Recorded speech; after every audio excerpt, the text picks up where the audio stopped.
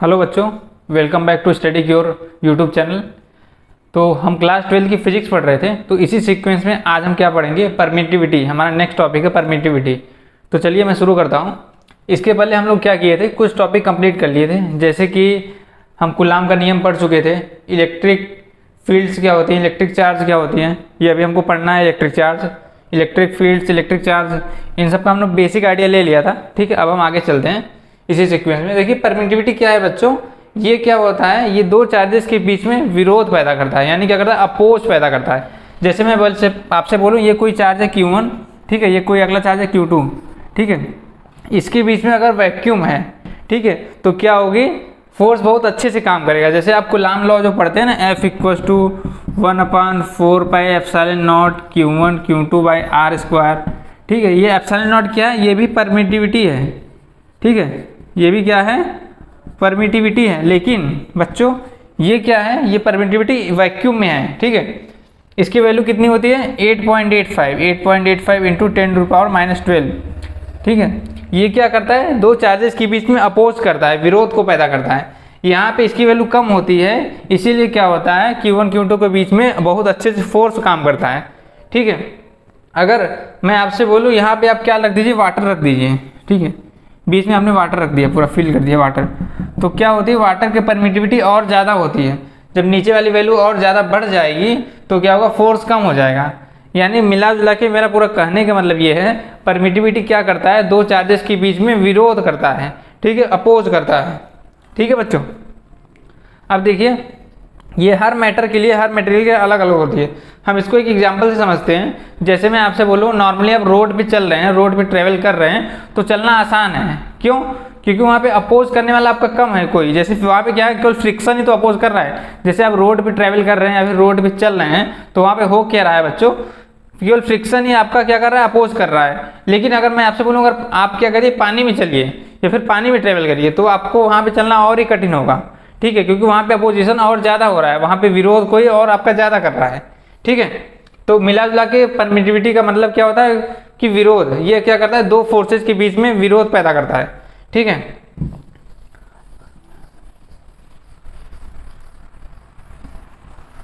ये कभी कभी एक नंबर में पूछा जाता है बच्चों। ठीक है, इसमें एक छोटा सा टॉपिक और है, रिलेटिव परमिटिविटी कभी कभी पूछ देता है। ठीक है, रिलेटिव परमिटिविटी,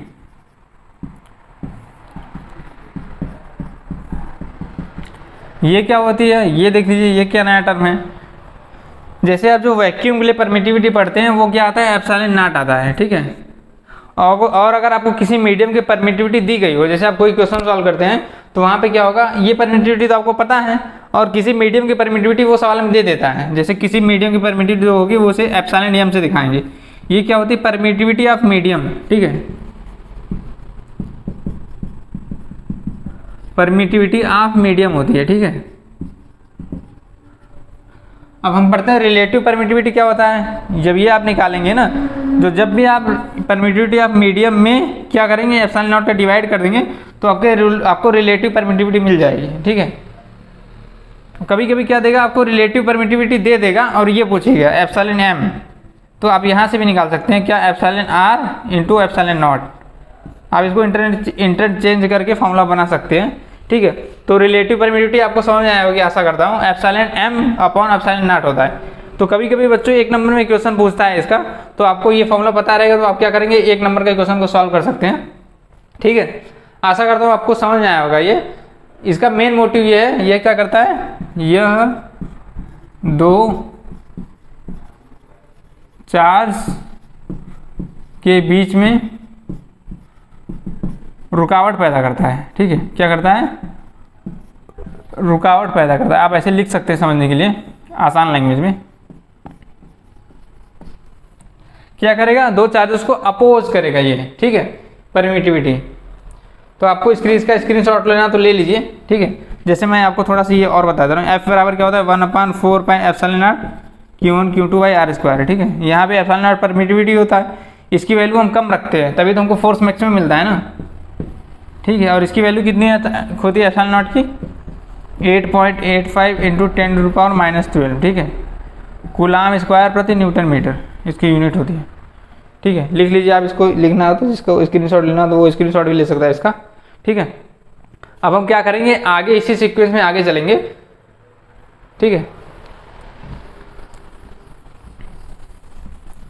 अभी तक बच्चों हमने क्या पढ़ा था, फोर्स बिटवीन टू चार्जेस, हमने दो चार्जेस के बीच में फोर्स को फाइंड किया था, ठीक है। आज हम क्या पढ़ेंगे, आज हम पढ़ेंगे फोर्स बिटवीन मल्टीपल चार्जेस, यानी जब दो से ज़्यादा चार्ज हो तो आप क्या करेंगे, कैसे फोर्स फाइंड करेंगे, उसका हम आइडिया लेंगे कुछ, ठीक है। हम फोर्स, देखिए फोर्स बिटवीन मल्टीपल चार्जेस, ठीक है, ये क्या होता है, अब हम ये देखते हैं। जैसे अभी तक बच्चे आपने क्या किया था, दो चार्जेस के बीच में फोर्स को फाइंड किया था। जैसे कोई दो चार्ज था, ये Q1 था, ये Q2 था, जो कूलाम ने नियम दिया था, ठीक है। इसके बीच में जो फोर्स आया था, F आया था, वो क्या आया था, F इक्वल टू क्या था, 1/4 pi epsilon not Q1 Q2 by r square. ये दो चार्जेस के बीच में फोर्स था, ठीक है। अब मैं आपसे बोलूँ, दो चार्ज ना हो, दो से अधिक चार्ज हो, दो से एक्स्ट्रा चार्ज हो, तो आप फोर्स कैसे निकालेंगे, आप ये देखिए, ठीक है। जैसे मैं आपसे बोलूँ, ये कोई चार्ज है Q2, ठीक है, ये कोई चार्ज है Q3, यहाँ पे ऐसे ले लीजिए आप, और एक यहाँ पे कोई चार्ज है Q1, ठीक है। हमको क्या करना है, इस Q2 Q3 के थ्रू जो Q1 पे फोर्स लगेगा हमको वो फाइंड करना है, ठीक है। तो सबसे पहले हम इसको मिला लेते हैं ऐसे, यहाँ पे जो यहाँ से यहाँ के बीच की डिस्टेंस है, ये क्या है, R12 वेक्टर है, ठीक है।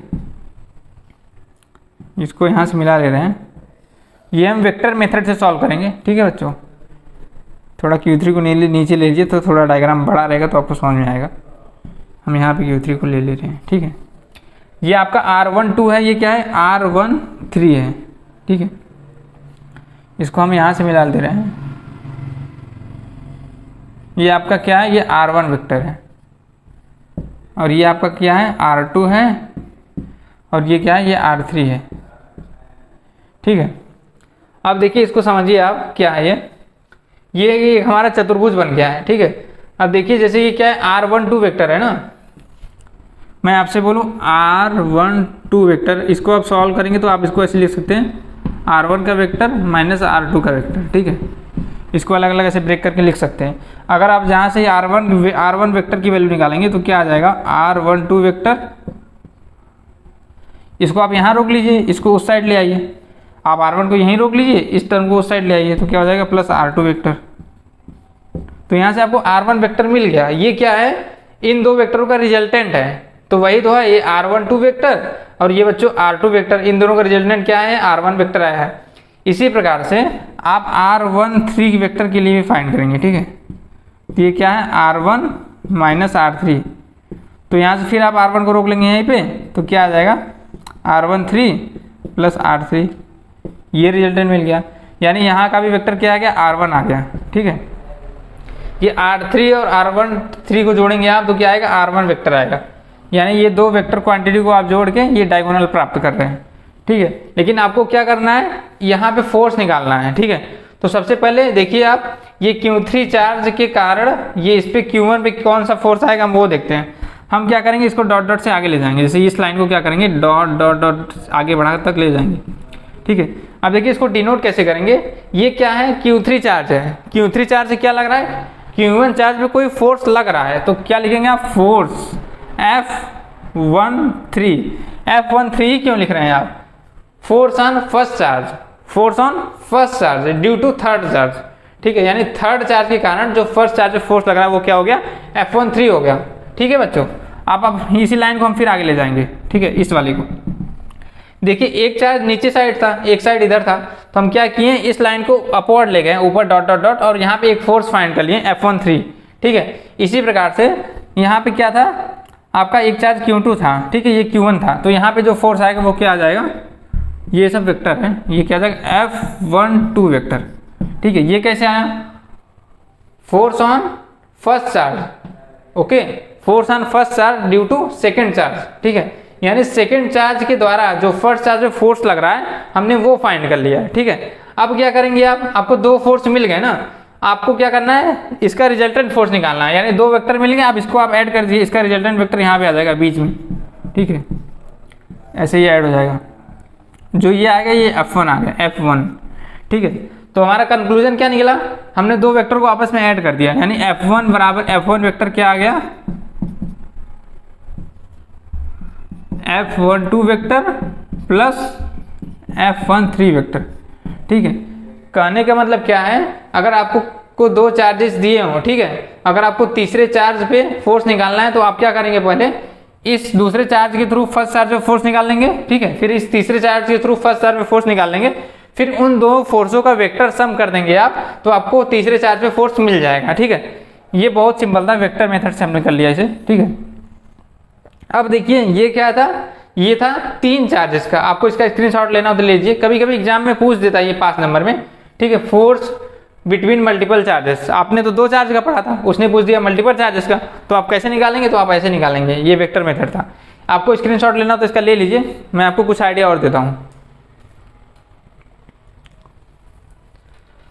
चलिए अब हम आगे चलते हैं। देखो बच्चों, फिजिक्स में क्या है, चीज़ों को रटना नहीं है, हमको क्या है, कॉन्सेप्चुअली समझना है, कॉन्सेप्ट को समझना है। ठीक है, अब देखो, अभी आपने क्या किया, दो चार्जेस के लिए पढ़ा ना, मैं बोलूँ दो या फिर तीन या फिर चार, मैक्सिमम बहुत सारे चार्जेस आ जाए। ठीक है, आपने तीन के लिए पढ़ लिया। मल्टीपल में जैसे मैं आपसे बोलूँ, एक कोई चार्ज ये है, एक कोई चार्ज क्या है, एक ये है, एक कोई चार्ज ये है, एक कोई चार्ज ये है। ठीक है, ये चार चार्ज हैं, Q1, Q2, Q3, Q4, और यहाँ पे Q5 पे निकालना है आपको। ठीक है, रिजल्टेंट फोर्स निकालना है, तो आप सबसे पहले क्या करेंगे, वही बेसिक रूल अपनाएंगे, इसके थ्रू यहाँ पे फोर्स निकालेंगे, डॉट डॉट करके क्या आ जाएगा, F15 आ जाएगा। ठीक है, इसके थ्रू निकालने के क्या आ जाएगा, F25 आ जाएगा। ठीक है, इसके थ्रू निकालेंगे तो क्या आ जाएगा, F35 आ जाएगा। ठीक है, फिर इसको थ्रू निकालने के क्या आ जाएगा, F45 आ जाएगा। ठीक है, यानी क्या आएगा, चार फोर्स आ गए, फिर इसका रिजल्टेंट निकाल देंगे। ठीक है, इसका रिजल्टेंट एक फोर्स आ जाएगा यहाँ पे, इसको आप F1 मान लीजिए। तो कहने का मतलब हमारा ये है बच्चों, आपको मल्टीपल चार्जेस अगर आप दिए गए ना, तो आप इस प्रकार से वेक्टर सम करके फोर्स फाइंड कर सकते हैं। ठीक है, जो आप इसका इक्वेशन लिखते हैं तो ऐसे लिखेंगे, F1 इक्वल्स टू क्या लिखेंगे, F15 plus F25 plus F35 plus F45। ठीक है, तो अगर हम n चार्जेस की बात करें, ठीक है, मतलब बहुत सारे चार्जेस हो, तो ये कहाँ तक जाएगा, plus dot dot dot Fn तक जाएगा। ठीक है, तो इस प्रकार से बच्चों क्या करेंगे, आप वेक्टर सम करके इन चीज़ों को फाइंड कर सकते हैं, मल्टीपल चार्जेस के बीच में आप फोर्स आराम से निकाल सकते हैं। ठीक है, आशा करता हूँ आपको ये समझ में आया होगा, तो आप कंफ्यूज बिल्कुल ना होइए, ये हमारा बेसिक मेथड है, इसी से हम निकालेंगे। ठीक है, वेक्टर वाला।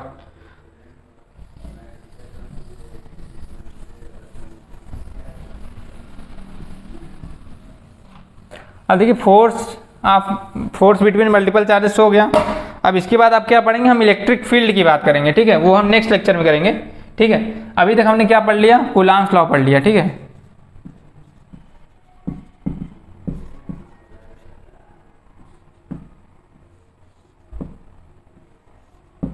देखिए इस चैप्टर में मेन चीजें क्या जो एग्जाम में पूछी जाती हैं, एक तो कूलॉम्स लॉ पूछी जाती हैं, एक क्या पूछी जाती है, इलेक्ट्रिक फील्ड। इलेक्ट्रिक फील्ड एक क्या होता है, इंटेंसिटी ऑफ इलेक्ट्रिक फील्ड। ठीक है,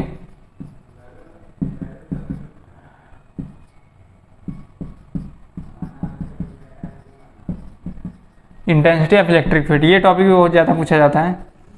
और एक क्या पूछा जाता है, डाइपोल।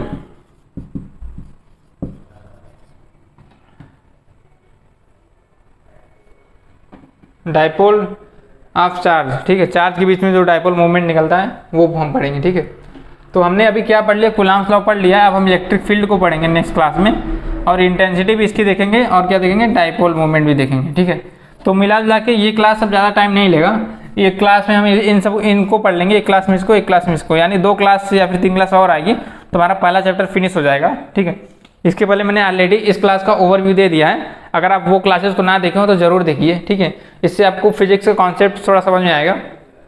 इंटेंसिटी में हम अलग अलग शेप के लिए भी इंटेंसिटी निकालेंगे, जैसे कि रेक्टेंगुलर के लिए, स्क्वायर के लिए, अलग अलग शेप के लिए इलेक्ट्रिक फील्ड निकलता है।